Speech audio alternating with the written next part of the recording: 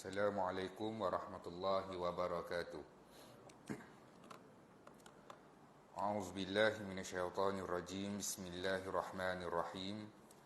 Alhamdulillahi rabbil alamin, wassalatu wassalamu ala sayyidina Muhammadin asyrafil mursalin wa ala alihi wa sahbihi ajma'in. Subhanaka la ilma lana illa ma 'allamtana innaka antal alimul hakim wa la hawla wa la quwwata illa billahil aliyyil azim. Radina billahi rabba wa bil islami dina wa bi Muhammadin nabiyyan wa rasulah. Allahumma a'inna ala dzikrika wa syukrika wa husni ibadatik. Rabbi yassir wa la tu'assir fa inna taysir 'alaika yassir rabbi tamin bil khair. Nawaitu i'tikaf fi hadha masjidi sunnatan lillahi ta'ala. Alhamdulillah, syukur pada Allah Subhanahu wa taala, kita meneruskan lagi tazkirah berkaitan dengan sirah Nabi, para Nabi dan para Rasul, yang mana Allah Subhanahu wa taala ceritakan kisah mereka ini di dalam Al-Quran. Maknanya tuan-tuan, hari ini dan sehinggalah habis kisah 25 Rasul, nama-nama Nabi yang kita ceritakan ini adalah nama-nama Nabi yang disebutkan di dalam Al-Quran. InsyaAllah hari ini kita akan sambung dan kita akan masuk untuk kisah yang seterusnya, iaitu kisah Nabi Ibrahim.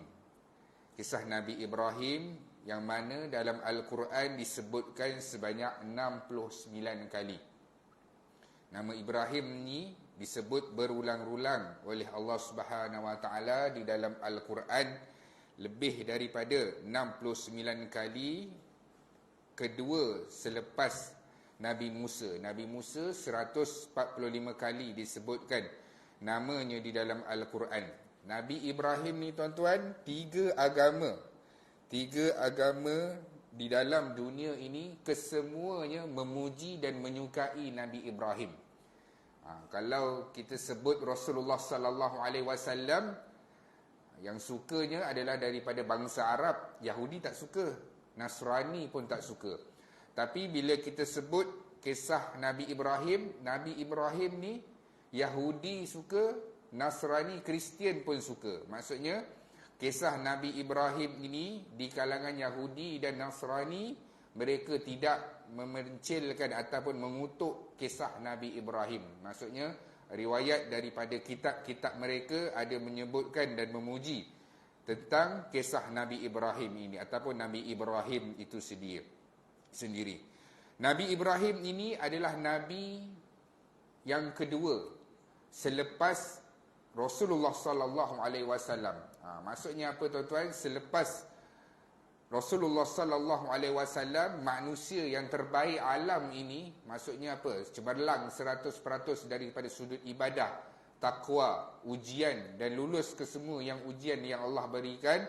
Manusia terbalik alam ini nombor 2 tempatnya itu disandang oleh siapa dia? Oleh Nabi Ibrahim.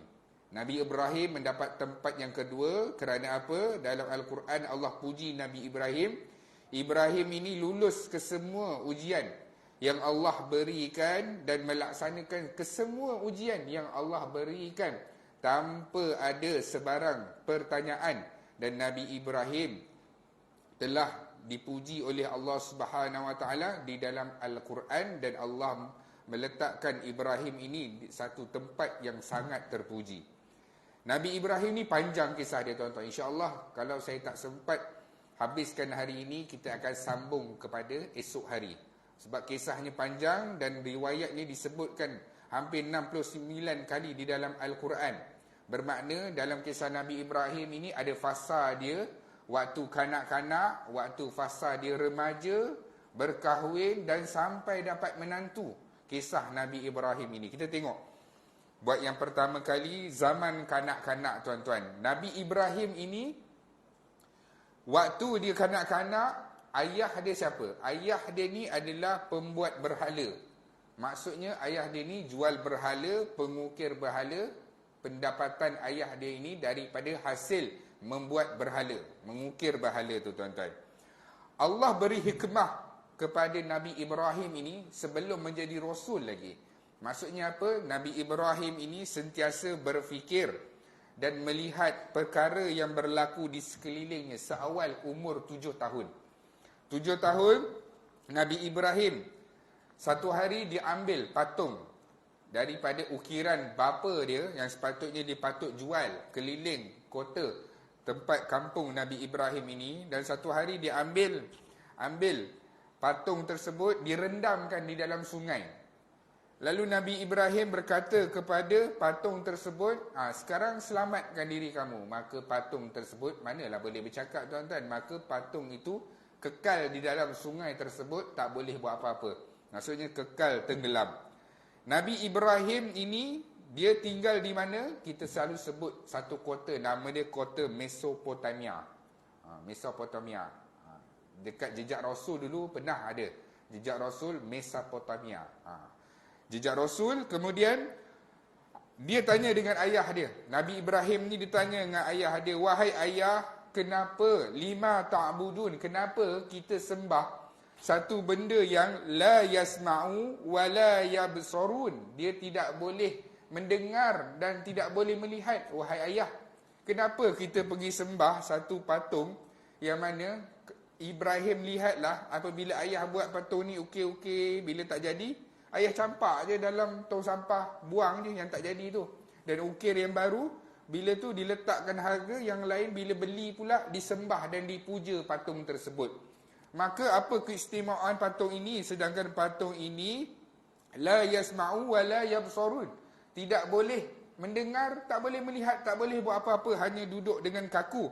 Lalu ayah kepada Nabi Ibrahim ini jawab kepada anak dia dengan jawapan, ini adalah turun-temurun, tradisi. Kadang-kadang tradisi ni susah nak diubah tuan-tuan.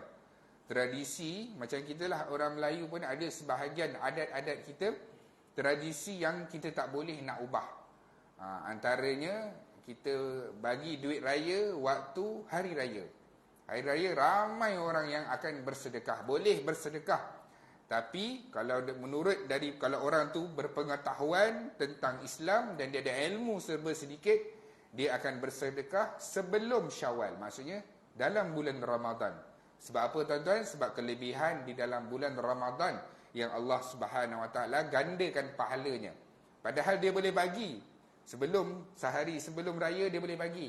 Kan? Tapi dia tak nak bagi. Sebab apa? Adat kita kena bagi duit raya ini waktu hari raya. Hari raya baru bagi. Kalau bagi waktu bulan puasa, dia tak rasa satu keseronokan. Adat tradisi itu tak ada. Jadi dia sekadar salam sajalah, tak ada budak-budak suka buka sampul. Itu adat. Samalah juga jawapan yang diberikan oleh ayah Ibrahim ini adalah tradisi turun-temurun kaum kita. Tak payah nak persoalkan Ibrahim, sembah saja. Buat sahaja apa yang dilakukan oleh datuk moyang kita, jangan pertikaikan, wahai anakku.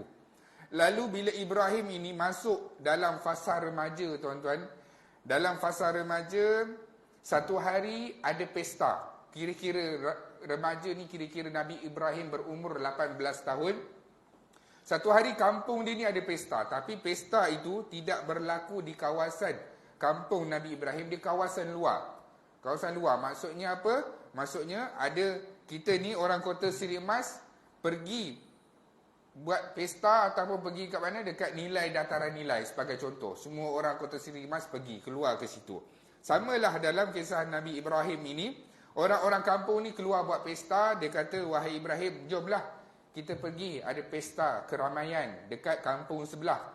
Maka Nabi Ibrahim pada ketika itu jawab kepada kaum dia, ini sakit, aku sakit.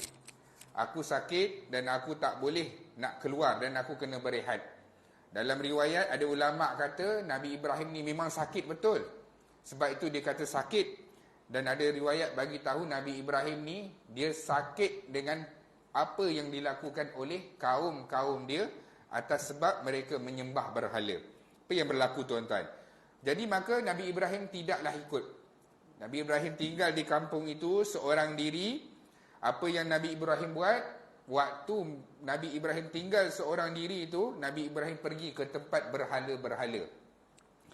Lalu Nabi Ibrahim lihat ada banyak berhala-berhala kecil, kemudian ada satu berhala besar. Di atas berhala-berhala ini diletakkan buah-buahan. Ada anggur, ada oren, ada apple dan sebagainya. Kemudian Nabi Ibrahim berkata-kata kepada berhala tersebut. Nabi Ibrahim kata, kenapa tak makan? Allah tak kulun, kenapa kamu tak makan makanan ini? Manalah patung-patung tu nak jawab, tuan-tuan. Maka ketika itu Nabi Ibrahim ambil kapak. Nabi Ibrahim hancurkan berhala-berhala yang kecil. Kemudian Nabi Ibrahim letakkan kapak itu di atas. Ada riwayat kata dekat telinga berhala yang besar. Ada riwayat kata letak dekat tangan ataupun sangkutkan dekat jari patung tersebut. Lalu dibiarkan dalam keadaan tersebut. Dan apabila orang-orang kampung itu balik, terkejut mereka. Siapa yang buat naya dengan Tuhan-Tuhan kami? Nampak tuan? Nampak tak tuan-tuan? Orang-orang di kampung Nabi Ibrahim ini sebut perkataan siapa yang buat naya. Itu sudah menunjukkan bahawa sesungguhnya Tuhan yang mereka sembah itu tak berkuasa. Tak berkuasa, maka ada seorang yang rupanya tinggal juga dekat kampung tersebut. Dia kata, aku kenal dia, tak silap aku orang memanggil dia dengan nama Ibrahim. Dalam Al-Quran disebutkan tuan-tuan yang bahawasanya pemuda ni kata dia tak berani nak sebut direct. Sebab apa? Takut nanti orang-orang kampung ini syak bahawasanya dia ini bersekongkol dengan Nabi Ibrahim. Maka dia kata, aku kenal dia. Agak-agak nama dia orang panggil dia Ibrahim. Dalam Al-Quran dituliskan begitu tuan-tuan. Saya tak ingat ayat dia apa.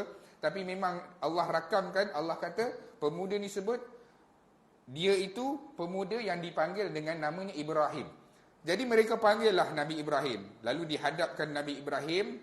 Nabi Ibrahim ditanya dengan penduduk kampung tersebut, wahai Ibrahim, betulkah kamu yang menghancurkan patung-patung tersebut?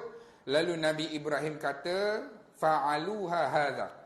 Dia inilah yang buat. Dia pergi tunjuk patung yang besar tu, dia kata, dia inilah yang buat benda ni. Sebab apa? Nampak kapak dekat tangan dia. Lalu orang-orang kampung tersebut sebut perkataan kepada Nabi Ibrahim, wahai Ibrahim, kamu tahu sesungguhnya patung-patung ini tak boleh berbuat apa-apa. Mana mungkin kamu sebutkan perkataan tersebut bahawasanya patung itu yang menghancurkan berhala-berhala yang kecil.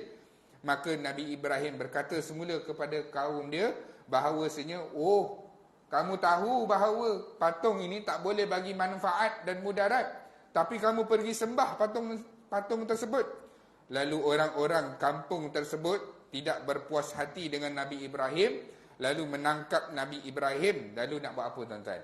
Mereka kumpulkan kayu api, kumpulkan minyak gas dan sebagainya untuk nak buat api unggun yang besar. Besarnya api ini tuan-tuan sehingga kan burung pun tak boleh nak melintas atas tu. Maksudnya kalau burung melintas, jatuh burung tersebut. Macam kita lah kalau kita memerun, ada unggun api kan, kalau besar sikit tuan-tuan, jarak contoh cermin tu, jarak ini pun kita dah rasa bahang dia.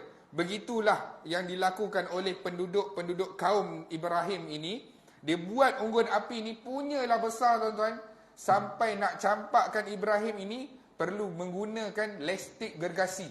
Maksudnya apa? Tarik lestik tu, letak Ibrahim, lepaskan untuk nak masukkan ke dalam api tersebut tuan-tuan. Sebab apa? Sebab bahang daripada bara api yang mereka buat tu tuan-tuan. Mereka umumkan siapa-siapa yang nak infak, bagi kayu api, bagi gas dan sebagainya, infak kepada kami akan kumpulkan, kita akan buat api yang besar untuk nak bakar Ibrahim ini. Apa yang berlaku tuan-tuan? Sampailah satu keadaan sepatutnya dicampakkan Nabi Ibrahim ke dalam api. Allah arahkan Jibril, wahai Jibril, turun, pergi dekat Ibrahim, selamatkan dia. Tanya dengan dia, apa bantuan yang dia nak. Lalu ketika itu Jibril datang kepada Nabi Ibrahim. Lalu Jibril bertanya, wahai Ibrahim, apa yang kamu nak aku tolong? Apa yang kamu nak aku selamatkan? Jawab Nabi Ibrahim pada ketika itu, untuk meminta kepada kamu, wahai Jibril, tidak sesekali. Kemas betul jawapan Nabi Ibrahim. Kalau kita lah dah kena ikat dan sebagainya, dah nak mati dah ni, orang tawarkan pertolongan dan confirm kita akan selamat dengan pertolongan tu, Sekurang-kurangnya kita kata apa? Wahai Jibril, ambil aku terbang berubah jadi malaikat, selamatkan aku, bawa aku lari daripada penduduk kaum ni. Tapi jawapan kemas yang diberikan oleh Nabi Ibrahim ini, wahai Jibril, kalau nak minta kepada kamu, tak nak. Nampak? Keras. Orang kata kalau zaman sekarang ni, keras hati dia tu. Kan? Tapi itulah jawapan yang diungkapkan oleh Nabi Ibrahim. Kalau nak meminta kepada kamu, kerana kamu itu adalah makhluk, tidak sesekali aku akan hanya meminta kepada Allah Subhanahu Wa Taala. Apa yang berlaku, tuan-tuan? Ketika itulah Allah berfirman, wahai api, yang sifatnya kamu ini sebenarnya membakar dan panas, sejahteralah kamu dan selamatlah kamu kepada Nabi Ibrahim, Dan waktu nak dilepaskan listrik gergasi itu, tuan-tuan, Nabi Ibrahim masuk ke dalam api itu, api yang sepatutnya sifatnya membakar dan panas, ketika itu menjadi sejuk dan sejahtera. Salaman, dalam Al-Quran disebutkan bahawasanya api itu dalam keadaan menyelamatkan, mengamankan, mensejahterakan Nabi Ibrahim. Maksudnya kalau Ibrahim jatuh dalam api itu tidaklah bergolek-golek, seolah-olah Nabi Ibrahim jatuh di atas satu kawasan yang selamat, di bawah pelukan api tersebut yang menyelamatkan Nabi Ibrahim. Ketika itulah, tuan-tuan, penduduk yang sebahagiannya melihat peristiwa itu, bila lihat Ibrahim keluar daripada api itu dalam keadaan tak ada yang terbakar, cuma yang terbakar adalah kawasan yang diikatnya sahaja. Itu pun tidak berasa panas, cuma hancur bahagian itu saja.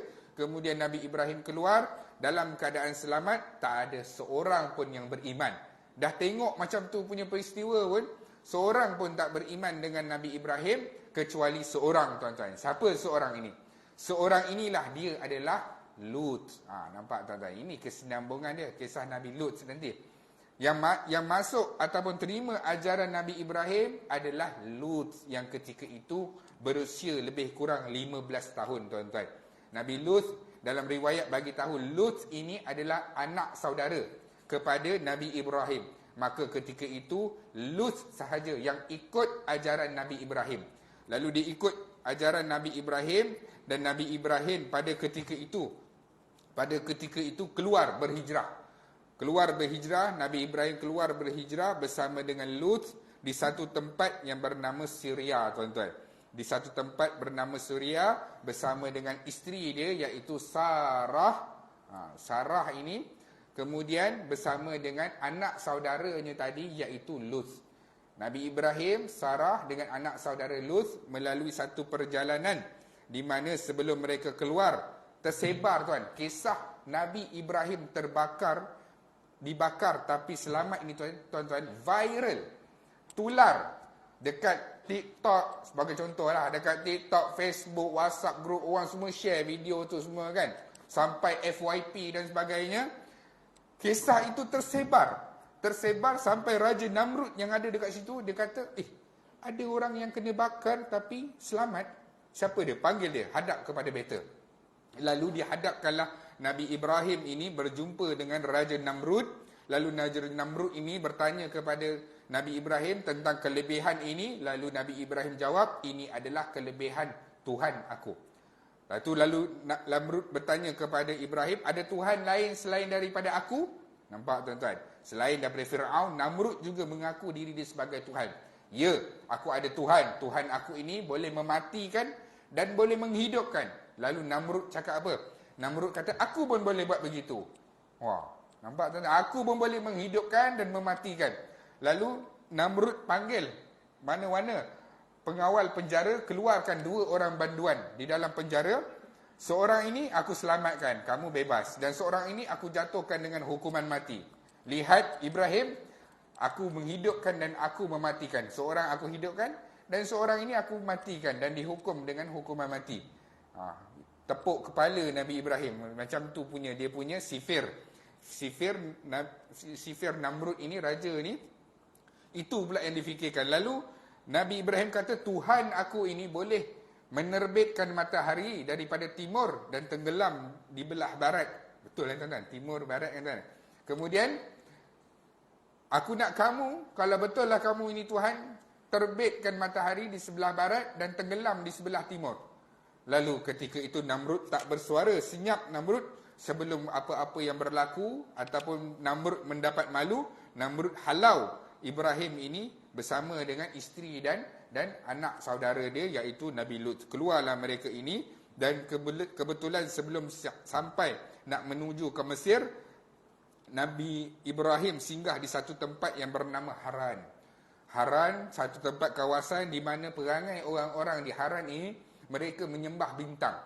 Perangai mereka setiap malam keluar dekat rumah, bentang tikar, nampak bintang, meratap, merayu dengan bintang tersebut.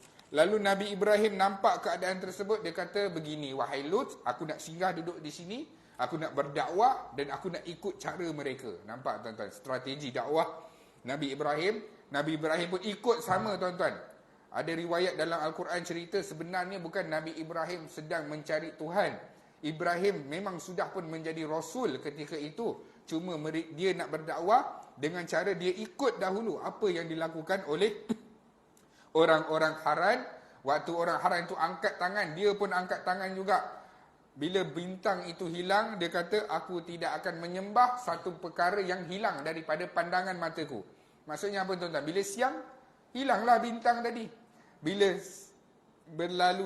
masuk kepada siang, matahari pula terbit. Sembah pula matahari. Bila sembah matahari, masuk petang, hilang pula matahari. Ketika itulah Nabi Ibrahim sebut kepada penduduk-penduduk Haran, inni bari'un mimma tusyrikun. Hari ini aku berlepas diri daripada kamu, wahai penyembah-penyembah bintang, bulan dan sebagainya. Aku berlepas diri dan aku tidak akan ikut bersama kamu. Lalu penduduk-penduduk Haran ini bertanya kepada Ibrahim, wahai Ibrahim, habis kamu nak sembah apa? Lalu jawab Nabi Ibrahim, wajjahtu wajhiya lillazi fataras samawati wal ard. Yang kita selalu sebut di dalam bacaan solat kita, Nabi Ibrahim sebut perkataan tersebut kepada penduduk-penduduk Haran. Kemudian tuan-tuan, saya cuba laju sikit supaya kita tak sambung pada esok hari. Kemudian Nabi Ibrahim berhijrah ke Mesir. Bila sampai di Mesir, tuan-tuan, ada satu Raja Mesir. Pada ketika itu nama dia Fir'aun. Bukan Fir'aun Nabi Musa, tuan-tuan. Mana-mana pemerintah Mesir, gelaran dia adalah Fir'aun. Kan ada Fir'aun Ramses I, Ramses II dan sebagainya. Ketika zaman ini, Raja Fir'aun ni suka sangat dengan perempuan. Mana-mana perempuan mesti kena singgah menghadap dia dan dia akan ambil perempuan tu sesuka hati dia. Jadi Sarah ini, isteri Nabi Ibrahim ini cantik. Cantik ini sehingga Rasulullah SAW puji wanita tercantik dalam alam ini adalah siapa? Sarah, iaitu isteri kepada Nabi Ibrahim. Jadi kalau nak masuk satu negara Mesir ini yang raja dia berperangai sebegitu, macam mana? Bahayalah. Lalu diletakkan Sarah ini di dalam satu petak kayu ataupun satu peti yang diperbuat daripada kayu. Kemudian nak masuk lalu dekat kastam Mesir tu, saya sebut kastam lah sebab apa, nak masuk border tu, pengawal tanya, apa dekat dalam ni? Kan kalau aku jawab tipu ke, jawab betul ke, sama juga pengawal ini akan minta buka. Lalu dikatalah dalam ini ada perempuan.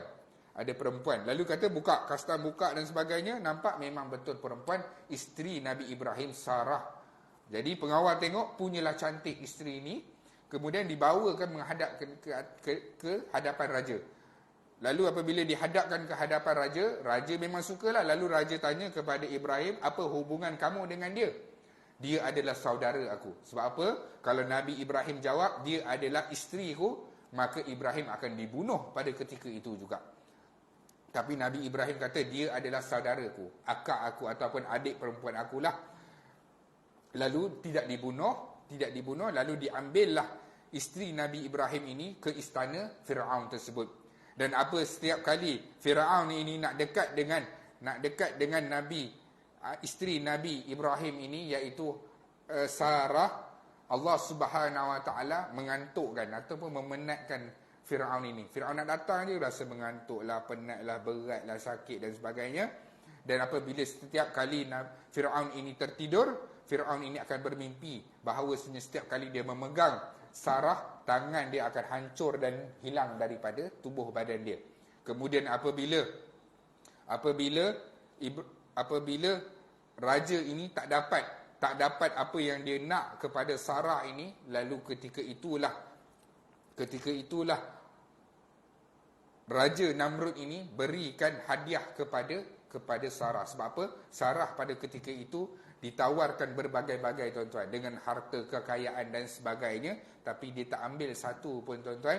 Dan Raja Mesir ini hadiahkan kepada Sarah, dibebaskan Sarah, diberikan hadiah seorang hamba iaitu Hajar. Nampak, tuan-tuan? Dari sini datangnya Siti Hajar yang bagaimana nanti akan berkahwin dengan Nabi Ibrahim. Lalu apabila diberikan Hajar, lalu duduklah mereka menempuhi satu perjalanan menuju ke Palestin. Bila nak menuju ke Palestin ini, tuan-tuan, tiba-tiba Allah Subhanahu Wa Taala wahyukan kepada Nabi Lut untuk pergi ke satu tempat yang bernama, kawasannya adalah Sodom.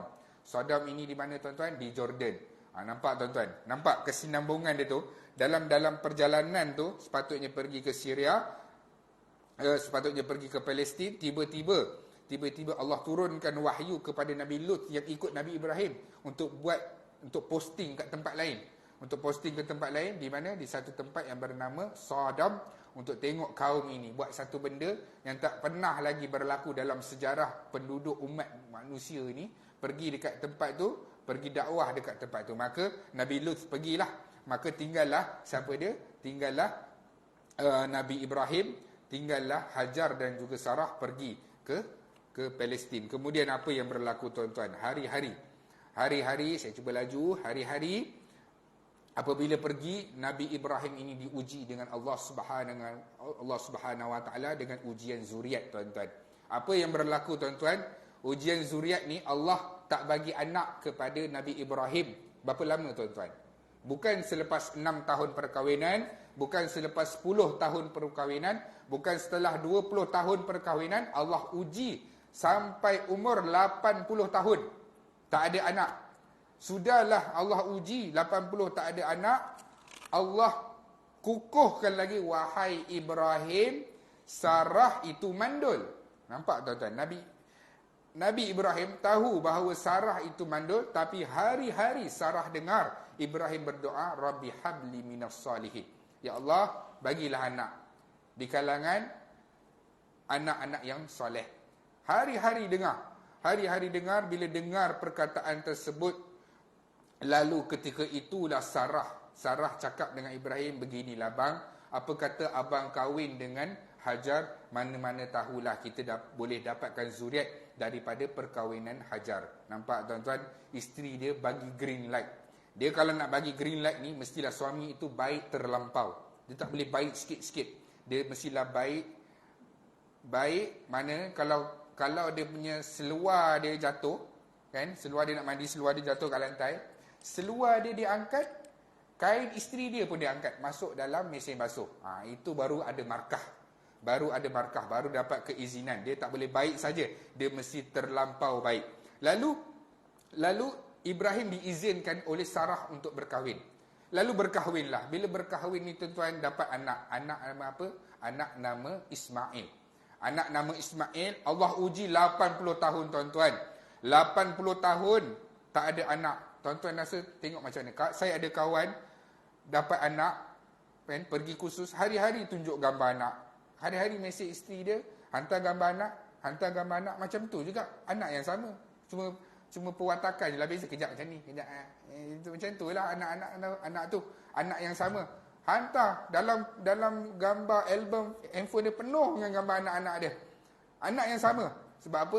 Sebab menunggu kedatangan anak itu untuk hadir di atas muka bumi Allah ini. Begitulah Nabi Ibrahim. Dah 80 tahun dapat anak, tuan-tuan. Allah uji lagi dengan satu ujian, wahai Ibrahim, bawa Hajar bersama dengan anak kamu yang masa tu belum putus susu lagi, pergi kat satu tempat. Allah tunjuk arah aja, pergi satu tempat arah. Tak bagi tahu ke Mekah dan sebagainya. Tunjuk satu arah. Nabi Ibrahim pun siapkan kelengkapannya, naik unta menuju satu perjalanan yang jauh. Perjalanan yang jauh daripada Palestin nak menuju ke Mekah. Perjalanan itu pun tidak cukup menyeksakan. Apabila sampai dekat satu lembah, Allah arahkan, wahai Ibrahim, berhenti dekat sini. Tinggalkan isteri dan anak kamu dekat sini. Ibrahim pun tengok atas tunggangan dia, tengok, Ini tempat apa ni? Padang pasir. Tuan-tuan nampak Mekah hari ini, baik Masjidil Haram tu, tuan-tuan cabut Masjidil Haram, tuan-tuan cabut Mekah, cabut hotel-hotel Hilton apa semua yang ada keliling tu. Itulah Mekah zaman dahulu. Maksudnya apa? Satu lembah yang berbukit dan sebagainya, tumbuhan tak ada, binatang tak ada, apa pun tak ada. Lalu Nabi Ibrahim letak anak dia, letak isteri dia, letak beberapa bekas kurma dan juga air. Kemudian Nabi Ibrahim nak bergerak, lalu ketika itulah isteri dia, tuan-tuan, pegang jubah Nabi Ibrahim. Allahu amaraka bihadza, adakah Allah yang arahkan untuk abang tinggalkan saya dengan anak kita dekat sini? Nabi Ibrahim jawab dengan simple sahaja, iaitu Allahumma na'am. Ya, Allah yang arahkan. Kan kalau Nabi Ibrahim cakap panjang sikit kan, tak tahulah abang Nabi kan. Abang Nabi, abang dapat wahyu, Allah suruh tinggal kat sini, tak tahulah. Abang doa lah minta dekat Allah, boleh tak ubah? Ceritanya akan jadi panjang, tuan-tuan. Maka Nabi Ibrahim jawab dengan ringkas saja, Allahumma na'am. Lalu ketika itulah Nabi Ibrahim tinggalkan isteri dan anak dia. Sekira-kira dah jauh, tuan-tuan. Dah jauh. Bapa ni selalu tak akan menangis depan anak-anak.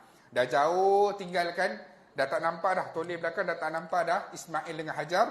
Lalu Nabi Ibrahim mengangkat tangan dia, menjulangkan tangan dia, berdoa kepada Allah, Rabbana, wahai Tuhan kami, ini askantu min zurriyati, aku tinggalkan anak-anak aku dengan isteri aku, biwadin ghairi zi zar'ain, di satu lembah yang kering kontang, apa pun tak ada, wahai Allah. Rabbana liyuqimus salah, jadikanlah isteri dan anak aku di kalangan orang yang mendirikan solat. Sepatutnya apa, tuan-tuan? Sepatutnya, ya Allah, hantarkanlah Jibril tiap-tiap hari, pagi, petang, 2 botol air mineral. Ya Allah, buatkanlah satu pondok untuk anak dan isteri aku berteduh, dan sebagainya.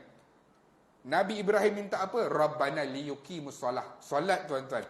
Sebab apa? Solat kunci kejayaan yang selama ini orang tinggalkan. Berapa ramai orang tinggalkan solat 5 waktu sehari semalam. Itu kisah solat pula nanti, tuan-tuan.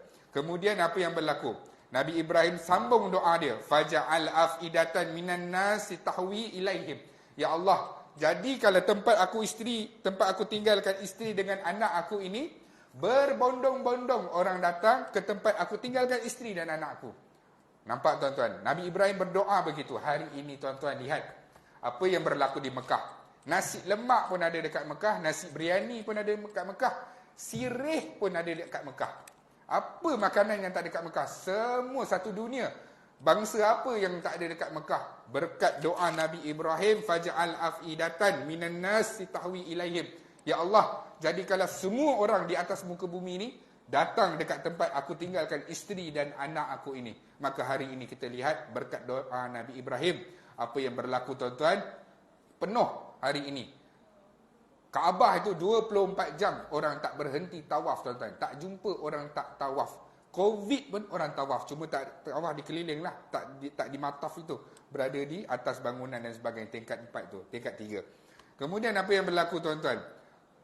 Saya rasa tak sempat, tuan-tuan, esok saya sambung lagi kisah Nabi Ibrahim ni, saya rasa tak sempat sebab panjang kisah dia. Kemudian ditinggalkan Nabi Ibrahim tinggalkan isteri dan anak-anak dia, tuan-tuan. Nampak? Satu, Allah uji dia, tak ada anak, 80 tahun. Kita 3 tahun pun ni nak dekat raya ni, tuan-tuan, yang mana belum dikurniakan zuriat, takut nak balik kampung. Bukan sebab tak ada duit raya dan sebagainya. Kan makcik ni tanya, bila lagi ni bang? Bila lagi? Tak dapat anak ni, tak usaha ke? Tak jumpa ni ke? Tak berawat ke apa dan sebagainya. Jadi si isteri akan kecewa, si suami pun akan menangis dan sebagainya. Sebab apa? Sebab nak menghadapi perkataan-perkataan daripada makcik-makcik saudara mara ni, tuan-tuan. Jadi, tuan-tuan, mana-mana yang dikurniakan saudara mara ataupun anak-anak saudara yang belum lagi dikurniakan zuriat, janganlah tanya soalan-soalan begini, tuan-tuan. Doakan sahaja kesejahteraan mereka suami isteri, tuan-tuan. Sebab apa?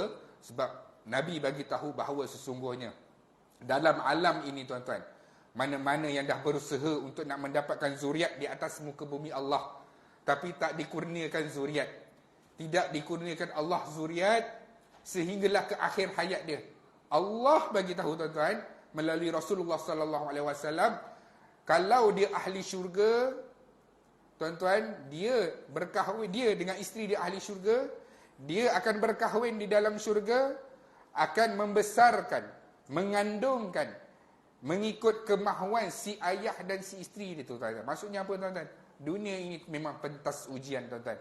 Tak dapat dengan dunia, bersabarlah. Allah akan bagi. Dunia ni sekejap, 60, 70, akhirat, tuan-tuan, lama panjang dah. Maha lama panjang dia. Kita tak tahu berapa ratusan ribu tahun kita nanti apabila Allah masukkan kita di dalam syurga Allah. Tapi yang pastinya apa, tuan-tuan? Kena husnul khatimah. Dekat dunia kena banyak sabar, taat perintah Allah, jauhi larangan Allah, pastikan kehidupan kita dalam atas sabar, kesabaran, maka Allah akan berikan ganjaran kepada kita. Sabar, tuan-tuan. Mana-mana yang sakit, Allah uji sakit, kaki potong dan sebagainya. Aku dah tak boleh nak berjalan, dah tak boleh pergi mana, dah kaki dah kena potong. Sabar, tuan-tuan. Tuan-tuan mati, nanti Allah gantikan dengan kaki yang baru, tuan-tuan. Dunia ni semuanya tak kekal. Mana-mana gigi jongang ke, kulit hitam apa ke kan, muka berjeragat ke dan sebagainya. Sabar, tuan-tuan. Dekat dunia ni Allah pinjamkan saja. Kalau kita menjadi ahli syurga, Allah akan sempurnakan kehidupan kita selama-lamanya, insya-Allah. Kita sambung, tuan-tuan, ya. Kisah Nabi Ibrahim pada esok hari. Yang baik datang daripada Allah, yang lemah adalah kelemahan saya sendiri. Assalamualaikum warahmatullahi wabarakatuh.